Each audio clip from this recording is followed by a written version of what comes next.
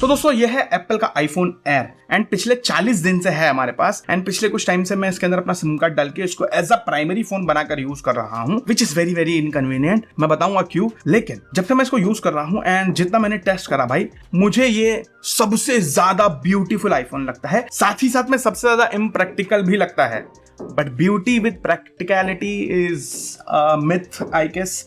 But इसको जब हाथ में आप फील करते हो तो भाई ये लिटरली एक ज्वेलरी की तरह फील होता है, लेकिन बहुत सारी चीजें इसमें कमी है भाई। अगर आप एक प्रैक्टिकल फोन ढूंढ रहे हो तो बहुत सारी चीजों में आप लोग को बहुत तकलीफ होगी। तो स्टार्ट करते हैं अपना रिव्यू इस आईफोन एयर का 40 दिन के बाद। देखो सबसे पहले बता दूं, मैंने ये स्काई ब्लू कलर लिया है। लगभग 40 दिन से हम इसकी टेस्टिंग कर रहे हैं। बहुत सारी टेस्टिंग की वीडियो आपने देखी होगी ऑलरेडी, ठीक है। एंड पिछले लगभग 7-8 दिन पहले मैंने इसके अंदर सिम कार्ड शिफ्ट करने का प्रोसेस स्टार्ट किया था। एक्चुअली 7-8 दिन से भी ज्यादा हो गया, क्योंकि इसके अंदर सिम कार्ड का स्लॉट नहीं है। तो इसमें सिम कार्ड को शिफ्ट करना बहुत सरदर्द का काम है भाई। तो मैंने पहले माई जियो, मेरे पास जियो का सिम कार्ड है, तो माई जियो ऐप में जाके मैंने पहले ई सिम का रिक्वेस्ट डाला। इसका IED नंबर एक आता है, वो उसके अंदर डाला। It is a very simple process, ज्यादा मगजमारी नहीं है, लेकिन it takes a lot of time. तो वो सब रिक्वेस्ट डालने के बाद में वो वेरिफिकेशन वगैरह करते हैं। फिर ये लोग 2 घंटे बाद जो मेरा फिजिकल सिम कार्ड था वो बंद हो गया, इसके अंदर सिम कार्ड आ गया। लेकिन सबसे बड़ा दुख भाई, वो 2 घंटे के बाद जब सिम कार्ड आया तो 24 घंटे के लिए SMS नहीं आता है, और 24 घंटा मैं फोन के अंदर कोई भी SMS रिसीव नहीं कर सकता, चाहे कोई OTP हो, कुछ भी हो, कुछ भी नहीं रिसीव कर सकता था।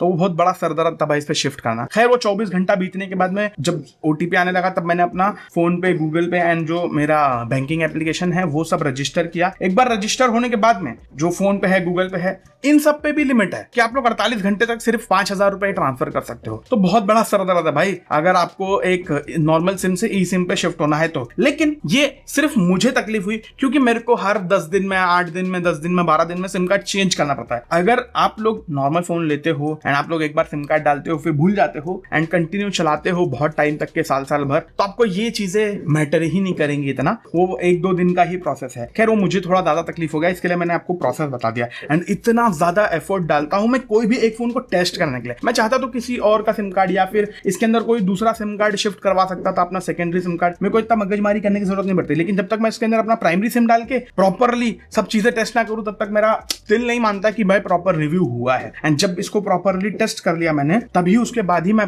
आपके सामने अपना रिव्यू लेकर आया हूं। एंड इतना एफर्ट मैं डेफिनेटली हर वीडियो में डालता हूं। एंड उसके बाद भी देखता हूं भाई लोग सब्सक्राइब नहीं करते। क्या बोला जाए यार, आप लोगों से थोड़ा सा मेरे को ये तकलीफ है कि इतना एफर्ट डालने के बाद भी आप लोग सब्सक्राइब नहीं करते। आई थिंक आप लोगों को कर लेना चाहिए भाई, बहुत तगड़े वीडियो तो। खैर अब मुद्दे पे आते हैं, बात करेंगे बिल्ड क्वालिटी एंड डिजाइन की। जब आप इसको फर्स्ट टाइम देखोगे तो इसकी खूबसूरती आपको मोह लेगी। मैं मजाक नहीं कर रहा हूं भाई, ये एक कलेक्टर्स आइटम है भाई। इतना खूबसूरत है, जब आप इसको फोन को हाथ में लोगे ये एक फोन की तरह फील ही नहीं आता है। ये एक कलेक्टर्स आइटम या फिर एक पीस ऑफ ज्वेलरी लगता है भाई, हाथ में इतना मस्त बैठता है। और जब आप इसको हाथ में लोगे फर्स्ट टाइम तो आपको ऐसा डर लगेगा कि भाई ये कमजोर तो नहीं है। लेकिन भाई ये जो स्टेनलेस स्टील एकदम चमकदार फिनिश दिख रही है, ये एक्चुअली स्टेनलेस स्टील नहीं है, ये टाइटेनियम है and it is extremely strong. मतलब जेरी भैया ने इसको हाथ से मोड़ने का पूरा ट्राई किया, मुड़ा ही नहीं। इतना कमजोर दिखता है, उससे बहुत ज्यादा मजबूत है, मतलब बहुत ही ज्यादा मजबूत है। It is more stronger than iPhone 17 and iPhone 17 Pro as well, which is weird भाई। हालांकि स्काई ब्लू दिखने में बहुत ज्यादा व्हाइट ही दिखता है, बट बहुत ही ज्यादा खूबसूरत है भाई, मजाक नहीं कर रहा हूं, बहुत अच्छा लगता है भाई, काफी प्रीमियम। मैं इस फोन को बिना कवर के यूज कर रहा हूं एंड इन हैंड फील जो कंफर्ट है वो नेक्स्ट लेवल है भाई। और ये इतना स्लिम है, थोड़ा सा स्लिपरी भी है वो तो मैं डेफिनेटली बोलूंगा, लेकिन भाई मजेदार है, बहुत ही ज्यादा खूबसूरत है, हाथ में बहुत अच्छा बैठता है और कंफर्टेबल फील भी आता है भाई। And because it is so thin, इसका जो शो ऑफ फैक्टर है वो भी बहुत बड़ा है। ऐसा नहीं है कि आप लोग के कैमरा रहेगा तो ही आप लोग शो ऑफ कर सकते हो। इस स्लिम फोन के साथ में आप ज्यादा शो ऑफ कर सकते हो फॉर अ इनिशियल पीरियड, क्योंकि कुछ नया है, नॉवेल्टी है भाई, तो वो चीज डेफिनेटली है। एंड ऑनेस्टली ये मेरे को iPhone X जो है उसकी वाइब देता है, उतना ही आइकॉनिक डिजाइन है। जब iPhone X आया था भाई क्या ही लेवल का वो फोन था, मजाक नहीं कर रहा हूं भाई। अभी भी वो फोन हाथ में लो तो ऐसा फील होता भाई कोई आपने एक बहुत ही बड़ा एक आइकॉनिक डिजाइन वाला फोन पकड़ रखा है, वैसा ही है भाई ये। हालांकि lack of SIM card slot भाई डेफिनेटली एक दुख है, जो मैंने आपको बता ही दिया। तो ओवरऑल बताऊं तो बहुत ज्यादा मजबूत है। आगे जो सिरेमिक शील्ड टूल ग्लास है भाई ये भी बहुत ज्यादा स्ट्रॉन्ग है एंड बहुत ज्यादा स्क्रैच रेजिस्टेंस है। मतलब अपने जेरी भैया की वीडियो में अगर आपने देखा होगा तो ये जो ग्लास है भाई, ये नॉर्मल जो फोन के ग्लास आते हैं उनसे ज्यादा स्ट्रॉन्ग है, उनसे ज्यादा स्क्रैच रेजिस्टेंट भी है, विच इज अमेजिंग भाई। तो फोन दिखने में कमजोर है लेकिन एक्चुअली बहुत ज्यादा मजबूत है, तो आपको मजबूती का टेंशन नहीं है भाई।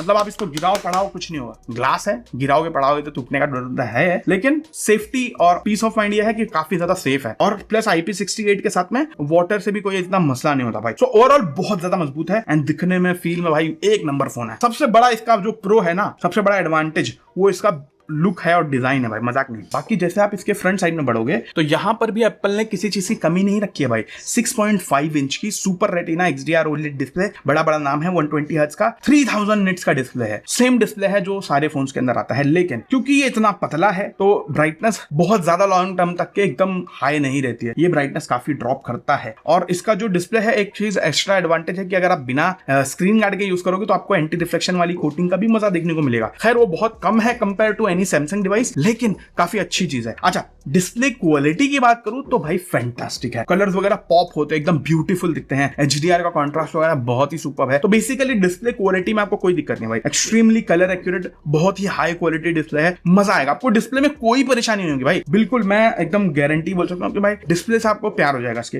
प्लस इतने छोटे छोटे बेजल्स है, खूबसूरत है, एप्पल का डायनामिक आइलैंड भी दिखता है, वो थोड़ा सा डिस्ट्रैक्टिंग तो है लेकिन कोई ऐसा मसला नहीं है। तो सामने से भी एप्पल ने कोई कॉम्प्रोमाइज नहीं किया है, लेकिन कॉम्प्रोमाइज कहां पे है सबसे बड़ा मालूम, वो है इसके स्पीकर में। इसके अंदर बॉटम में एक भी स्पीकर ही नहीं है भाई, खाली 2 माइक्रोफोन इन लोग ने यहाँ पर लगा के रखा है। स्पीकर खाली ऊपर जो ईयरपीस है ना जिससे आप लोग बात करते हो, वो ही स्पीकर भी है और वही ईयरपीस भी है। ये इसका वीकेस्ट पॉइंट है, मजाक नहीं कर रहा हूं, इससे मैंने बहुत सारे कॉल्स मिस किए हैं। इसका आवाज इतना स्लो है कि अगर कॉल आता है तो सुना ही नहीं देता है नेक्स्ट रूम में, जो सारे आईफोन 17 में, 17 प्रो में सब में प्रॉपर सुनाई देता था। तो इसका बहुत बड़ा वीक लिंक है भाई। इसकी क्वालिटी भी इतनी कुछ वाव नहीं है, मतलब 1,20,000 के हिसाब से भाई बहुत ही बेकार स्पीकर है। मतलब पतला फोन बनाना है बराबर है, इवन सैमसंग ने भी पतला फोन बनाया, लेकिन उन लोग ने उसके बावजूद भी उसके अंदर प्रॉपर स्टीरियो स्पीकर दिया जो इससे मच बेटर है। इसका स्पीकर का क्वालिटी पैथेटिक है भाई, वो एक मेरे को बहुत बड़ा दुख लगा। मतलब कॉल मिस हो जाना एंड स्पीकर पे कॉल ना ले पाना, ये बहुत बड़ा सरदर्द है। मतलब अगर थोड़ा सा भी लाउड एनवायरमेंट है, मैं स्पीकर पे कॉल डाल दूंगा ना तो मेरे को सुनाई नहीं देगा सामने वाला क्या बोल रहा है, इतना स्लो है इसके स्पीकर। तो भाई डेफिनेटली मैं वो मिस करता हूं, और मैं ऐसा इंसान जो स्पीकर पे बहुत ज्यादा कॉल्स लेता हूं, तो ये चीज मेरे को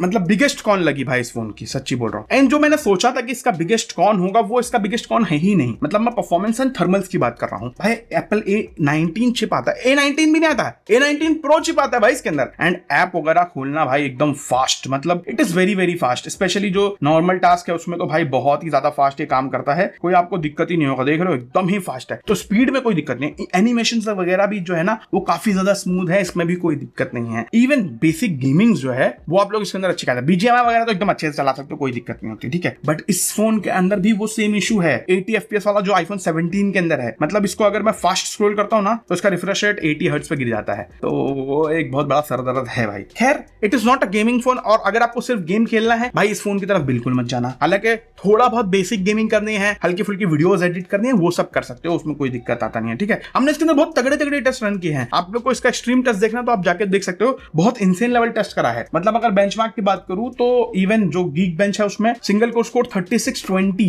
एंड मल्टी कोर स्कोर 9125 निकाला है, विच इज अमेजिंग भाई। तो स्कोर वगैरह के मामले में बेंचमार्क में भाई हल्के में मत लेना, मतलब Antutu रन किया तो वहां पर तो भाई डेफिनेटली कमजोर है। मतलब प्रो जो है 23 लाख का Antutu स्कोर निकाला था, इसने 15 लाख का Antutu स्कोर निकाला, तो काफी कम है भाई। इवन जो आईफोन 17 है बेस वेरिएंट, तो 20 लाख का Antutu स्कोर निकालता है, तो उससे भी कम है भाई, समझ रहे हो। मतलब आईफोन 17 जो बेस वेरिएंट है उसमें ज्यादा बेटर आपको परफॉर्मेंस मिलेगी, ये चीज याद रखना है, ठीक है। चाहे आप लॉन्ग टर्म में 4K वीडियोस रिकॉर्ड करो, चाहे आप गेम खेलो, वो सब मामलों में अगर आपको बहुत हाई एंड काम करना है ना तो आइदर गो फॉर आईफोन 17 या फिर प्रो। इसके अंदर बहुत ज्यादा हाई एंड काम के लिए ये नहीं बना है, बेसिक काम के लिए बहुत मस्त है, क्योंकि अल्ट्रा थिन बॉडी है तो फोन गर्म भी होता है, लेकिन हाँ मतलब मैंने ऐसा नहीं देखा कहीं पे ओवरहीट नहीं कर रहा है, ना ही डेली लाइफ में थ्रॉटल कर रहा है। लेकिन जैसे मैं बिना कवर के यूज कर रहा हूं ना, तो ये जो पोर्शन है इधर का ऊपर वाला, इधर पे काफी गर्माहट फील होती है, लेकिन मतलब इट इज नॉट लाइक कि बहुत ही ज्यादा अनकंफर्टेबली हॉट हो जाना, वैसा नहीं है, लेकिन अच्छा खासा गर्म होता है भाई, ये चीज आप लोग याद रखो। एंड थ्रॉटलिंग की वजह से कभी कभार फ्रेम ड्रॉप वगैरह भी देखने को मिलते हैं, वो तो खैर iOS का भी इशू है। iOS अभी इतनी ज्यादा अच्छे से ऑप्टिमाइज नहीं है, तो उसके अंदर भी बग्स वगैरह भी देखने को मिलते हैं, वो चीज है। लेकिन भाई अभी के टाइम पे जो iOS का एनिमेशन है वो काफी ज्यादा पहले से बेटर हो गया है। अगर वो अच्छे से चलता ना तो बहुत अच्छा चलता है, लेकिन कभी कभी थ्रॉटल करता है या कुछ दिक्कत होता है तो फ्रेम ड्रॉप देखने को मिल जाता है भाई, तो वो चीज है। तो सिंपल सी बात है, परफॉर्मेंस बेसिक टास्क के लिए बहुत अच्छा है, हाई एंड टास्क के लिए भी कभी कभी थोड़ा बहुत कर सकते हो, सस्टेन्ड हाई एंड परफॉर्मेंस के लिए नहीं बना ये फोन, ठीक है, इतना याद रखो। अब खैर बैटरी की बात करूं एंड चार्जिंग स्पीड की बात करूं तो इवन जो 17 है base variant and 17 pro max, इनके अंदर 40 वॉट की चार्जिंग है, बहुत फास्ट चार्ज होता है। इसके अंदर भाई आपको चार्जिंग स्पीड सिर्फ 25 वॉट की ही देखने को मिलती है। अच्छा, उसके बावजूद भी ये फोन अच्छी स्पीड से चार्ज होता है, उसकी वजह यह है इसकी बैटरी की कैपेसिटी ही बहुत छोटी है, 3000 mAh की बैटरी है भाई, इसकी वजह से इसकी स्पीड 25 वॉट भी कम नहीं फील होती है। ऐसा नहीं लगेगा आपको बहुत स्लो फोन चार्ज हो रहा है, लेकिन स्लो है भाई, सीधी सी बात है। अब देखो एप्पल का ऑप्टिमाइजेशन अमेजिंग है भाई, ये फोन बहुत अच्छा लास्ट किया। हमने जब एकदम एक्सट्रीम टेस्ट किया था और बैटरी रेंज टेस्ट किया था, उसमें ये फोन भाई, जिसमें बेसिकली बहुत सारे बेंचमार्क रन किए थे हम लोग ने, 4K वीडियो रिकॉर्डिंग करी थी और बहुत सारी चीजें करी थी, जिस 6 घंटा 1 मिनट चला, विच इज अमेजिंग भाई। अब फॉर कॉन्टेक्स्ट अगर बता दूं, जो आईफोन 17 है बेस वेरिएंट, वो 6 घंटा 43 मिनट चला, तो लगभग इससे 42 मिनट ज्यादा स्क्रीन ऑन टाइम दिया। वहीं अगर मैं बात करूं 17 प्रो मैक्स की, जो बड़ा वाला फोन है भाई, वो 7 घंटा 14 मिनट चला, तो इससे काफी ज्यादा वो चलता है। तो खैर बैटरी लाइफ में अब जितना मैं डेली यूज कर रहा हूं, मुझे इसकी बैटरी लाइफ खराब नहीं लगी, मतलब एक दिन की प्रॉपर बैटरी लाइफ मेरे को मिल रही है इन माई यूसेज। जैसे आप देख रहे हो, अगर 67% की बात करूं तो 5 आवर 45 मिनट का 45 मिनट का स्क्रीन ऑन टाइम है, 64 पे 7 आवर 48 मिनट्स, 93 पे 8 आवर 5 मिनट्स। तो अगर मैं नॉर्मल यूज करता हूं वाईफाई पे मेजॉरिटी टाइम, तो लगभग 8 घंटे का स्क्रीन ऑन टाइम देता है। लेकिन अगर सिम कार्ड डाल के बाहर यूज करूंगा, बहुत ज्यादा चलाऊंगा, तो 6 घंटा 6.5 घंटा मैक्स, उससे ऊपर का स्क्रीन ऑन टाइम ज्यादा मत एक्सपेक्ट करना। मतलब बेसिकली अगर आप नॉर्मल यूजर हो तो एक दिन चल जाएगा, अगर आप हैवी यूजर हो तो भाई शाम तक आते आते 5-6 बजे तक फोन को आपको चार्ज पे लगाना पड़ेगा। तो वो एप्पल का जो पावर बैंक है वो लेके घूमो, तो पर्पस ही डिफीट हो जाता है ना पतले फोन चलाने का। आप लोग समझ रहे हो। बात करूं कैमरास की, तो यहाँ पर एक सिर्फ सिंगल कैमरा आता है 48 मेगापिक्सल, जिसमें आप लोग जैसे देखो 1x एंड 2x ऑप्शन देखने को जिसमें देखने को मिल जाता है, ठीक है। अब देखो 1x एंड 2x तो डिजिटल जूम ही है खैर, लेकिन एप्पल उसको प्रोसेस करके बहुत अच्छी क्वालिटी में देता है रिजल्ट। अब फोटो की क्वालिटी की बात करूं तो मेन सेंसर जो फोटोज आती है वो काफी इंप्रेसिव है, काफी रिच है, क्वालिटी अच्छी है, कलर्स वगैरह काफी अच्छे निकल कर आते हैं, स्किन टोन काफी अच्छी निकल कर आती है, इवन जो 2x के पोर्ट्रेट्स है वो भी काफी अच्छे निकल कर आते हैं, तो काफी मस्त है, ठीक है। और इवन जो ये 18 मेगापिक्सल का स्क्वायर फ्रंट फेसिंग कैमरा भाई, ये तो फैंटास्टिक है भाई, मजाक नहीं। बहुत अच्छे क्वालिटी की फोटोज, बहुत अच्छी क्वालिटी की वीडियोस बनाने की कैपेबिलिटी रखती है। इवन अगर आप बेसिक कंटेंट क्रिएट करना चाहते हो इससे आप लोग कर सकते हो, लेकिन भाई इसके अंदर अल्ट्रा वाइड मिसिंग है, एंड अल्ट्रा वाइड ना होना भाई बहुत बड़ा सरदर्द है। मतलब वो चीज को मैं बहुत ज्यादा मिस करता हूँ। अल्ट्रा वाइड मैं काफी यूज करता हूँ, तो एटलीस्ट 2 कैमरा दिया जा सकता था। इट इज नॉट लाइक ये भाई 4 mm का फोन तो नहीं है, ठीक है। तो जब सैमसंग ने अल्ट्रा वाइड दिया, स्टीरियो स्पीकर दिया, तो इन लोग को भी देना चाहिए था, लेकिन वो मिसिंग है भाई। लेकिन जो मेन कैमरा है उसकी क्वालिटी अच्छी है, उसमें कोई दिक्कत नहीं है, एंड वीडियो क्वालिटी भी, मेन कैमरा ही एक ही कैमरा है तो वीडियो क्वालिटी भी अच्छी है, उससे भी बुरी नहीं। मतलब जो मेन कैमरा है it is as good as iPhone 17। तो अगर आप लोग आईफोन 17 की तरफ जाओगे, इवन जो बेस वेरिएंट आईफोन 17 है, ये आपको ज्यादा फ्लेक्सिबिलिटी देगा, ज्यादा बेटर क्वालिटी की फोटोज देगा, ज्यादा वर्सेटाइल लेंसेज देगा, तो ओवरऑल ज्यादा बेटर आपको उसके अंदर एक्सपीरियंस मिलेगा कैमरास का। अब सॉफ्टवेयर की बात करूं तो iOS 26 के साथ में आता है। बटरी स्मूथ हो सकता था, पॉलिश्ड भी हो सकता था, लेकिन ना बटरी स्मूथ है ना बहुत ज्यादा पॉलिश्ड है। अभी थोड़े बग्स हैं, वो चीजें फिक्स हो जाएंगी तो फिर डेफिनेटली मैं उसको बोलूंगा कि काफी अच्छा हो गया है भाई। और एप्पल इंटेलिजेंस के नाम पे 2-4 फीचर्स दे दिए हैं जो भाई ठीक है, मतलब उसका कुछ मेरे को वाव नहीं लगा। खैर ecosystem is one of the best भाई, बहुत अच्छा काम करता है। और जो वर्क फ्लो है, जैसे मेरे को वीडियोस वगैरह फोटोज वगैरह ट्रांसफर करना है, वो सारी चीजें काम करती हैं। लेकिन मैं नेटवर्क के उसमें मैं आपको कुछ बताना चाहूंगा। खैर नेटवर्क पे ही बढ़ते हैं। इसके अंदर डुअल सिम कार्ड का सपोर्ट है, वाईफाई 7 है, 5G वगैरह सब कुछ देखने को मिल जाता है। लेकिन इसके अंदर जो चिप है, जो एंटीना के लिए, जो नेटवर्क के लिए 2 चिप है इसके अंदर, एक C1 है, एक N1 है। तो ये दोनों एक वाईफाई ब्लूटूथ वगैरह के लिए है और एक सिम कार्ड के लिए है। तो सिम कार्ड वाला जो चिप है ना, वो बहुत अच्छा है, उससे बहुत अच्छा नेटवर्क वगैरह आता है, जो एक्चुअली काफी सही चलता है। लेकिन जो वाईफाई वाला इन लोगों ने चिप बनाया है, मुझे इसमें उतना थोड़ा स्टेबिलिटी का कमी लगा मेरे टेस्टिंग में। पता नहीं भाई ये कैसा इशू है, क्योंकि मैं 2-3 बार एयर ड्रॉप से चीजें भेजने की ट्राई करी मैंने, तो जब मैं अपने मैक में चीजें ट्रांसफर करता हूं तो थोड़ा सा कंपेयर टू नॉर्मल आईफोन इसका स्पीड एयर ड्रॉप का थोड़ा सा स्लो लगा, पता नहीं क्यों। बाकी कॉल वगैरह में मेरे पास कोई मेजर इशू देखने को नहीं मिला। जो चीज मैंने नोटिस किया वो मैं आपको बता रहा हूं भाई। बाकी उसके अलावा ओवरऑल कोई ऐसा मेजर कनेक्टिविटी इशू नहीं है, नेटवर्क वगैरह अच्छा है, कॉल क्वालिटी वगैरह अच्छी है, माइक का पिकअप अच्छा है, ईयरपीस का भी साउंड अच्छा है, उसमें कोई दिक्कत नहीं है। हालांकि आप लोग जब स्पीकर पे डाल के या फिर उसको बोलेंगे ना ईयरपीस के स्पीकर पे डाल के कॉल लोगे तो आवाज सामने से थोड़ा सा स्लो ही सुनाई देती है, तो वो चीज याद रखो। बाकी हैप्टिक्स थोड़े से कमजोर हैं कंपेयर टू जो अलग मॉडल हैं उनसे, लेकिन ठीक है, कोई ऐसा प्रॉब्लम नहीं है भाई हैप्टिक के मामले में। खाली स्पीकर की क्वालिटी थोड़ी सी अच्छी होती तो ज्यादा मजा आता। उसके बाद फेस आईडी, वो तो वैसे ही भाई यूजुअल फेस आईडी है, काफी फास्ट है, कोई दिक्कत होती नहीं है,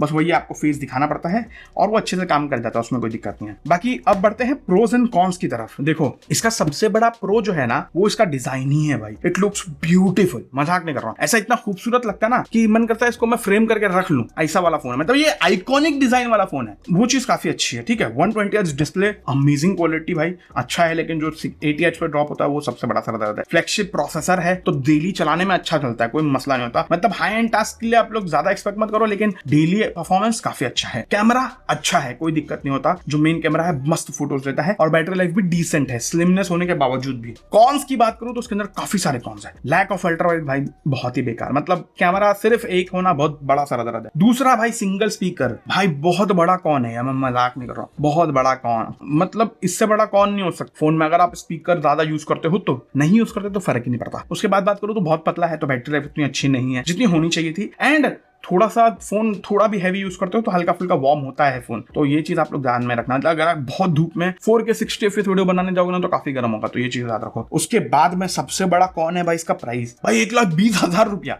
मतलब 1,20,000 रुपया डालने से अच्छा आप 80,000 में ये ले लो, ज्यादा बेटर है, ज्यादा सेंसिबल है, ज्यादा प्रैक्टिकल है, मजाक नहीं कर रहा हूँ। और अगर 1,20,000 डालने हैं तो 15,000 और डाल दो, सीधा प्रो ले लो भाई, ज्यादा बेटर वही है, इससे तो मच बेटर है भाई, specially in terms of practicality. बाकी अब मैं आपको सिंपली अपना वर्डिक्ट बताऊं तो 1,20,000 रुपए का ये फोन है, and I would say strictly सिर्फ और सिर्फ ये उन लोगों के लिए है जो कलेक्टर टाइप के लोग हैं, जिनको ये फोन को ऐसा म्यूजियम में रखना है, सजा के रखना है, खूबसूरती इसकी दिखानी है लोगों को, उन सब लोगों के लिए फोन बहुत अच्छा है। कि मेरे को कोई 8 पीस चाहिए, मेरे को कोई ऐसा आइकॉनिक फोन चाहिए, वैसे टाइप का फोन है ये, काफी नया डिजाइन है, काफी हटके डिजाइन है, अच्छा दिखता है, खूबसूरत दिखता है, रखने के लिए अच्छा है, फ्लेक्स करने के लिए अच्छा है। प्रैक्टिकलिटी के मामले में भाई इट इज नॉट गुड, मजाक नहीं कर रहा हूं। तो इसके वजह से अगर टिकल पॉइंट ऑफ व्यू देखूं मैं तो ये फोन को मैं बिल्कुल रेकमेंड नहीं कर सकता, लेकिन आपके पास अंधा पैसा है, आपको चाहिए एक शो पीस फैक्टर के लिए, तो आप ले सकते हो भाई, सिंपल सा फंड है, मैंने आपको जो था वो बता दिया। प्रैक्टिकल पॉइंट ऑफ व्यू अगर मैं देखूं तो मैं आपको आईफोन 17 ही सजेस्ट करूंगा, it is as good as iPhone 17 भाई, मजाक नहीं कर रहा हूं, उससे ज्यादा अच्छा नहीं है ये किसी भी मामले में, ना ही परफॉर्मेंस में, ना बैटरी में, ना कैमरे में, किसी भी मामले में आईफोन 17 से बेटर नहीं है, जो बेस वेरिएंट है उसकी बात कर रहा हूं, तो ये चीज आप लोग ध्यान में रखो। तो भाई अभी मैं जस्ट इसका शूट ही फिनिश कर रहा था, एंड अभी